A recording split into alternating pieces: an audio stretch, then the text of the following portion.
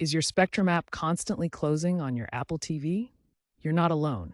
This often happens due to a combination of factors related to the app itself, your Apple TV, and your network connection. The most common reason is memory and cache overload. The Spectrum app, like any streaming app, stores temporary data. If this cache builds up too much, it can overwhelm your Apple TV's memory, especially on older models, forcing the app to close.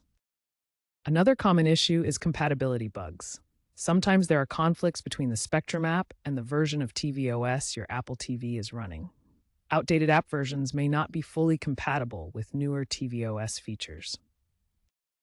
Finally, network instability can cause crashes. A weak or unstable Wi-Fi connection can interrupt the streaming process and lead to crashes. The app needs a consistent internet speed to function correctly.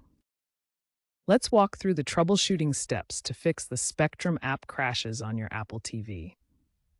We'll start with the simplest solutions first. The simplest solution is often the most effective.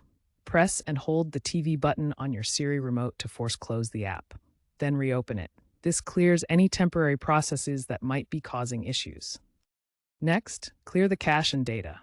Navigate to your Apple TV settings, then go to General, Apps, Spectrum, and select Clear Cache. This removes stored data without deleting your login information and can resolve many crash issues. Make sure both the Spectrum app and tvOS are up to date. Check the App Store for Spectrum app updates and go to Settings, System, Software Updates to update tvOS. Keeping everything current fixes bugs that cause crashes.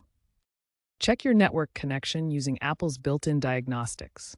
Go to Settings, Network, Test Network to ensure you have a stable connection. If issues persist, reboot your router or switch to a wired Ethernet connection.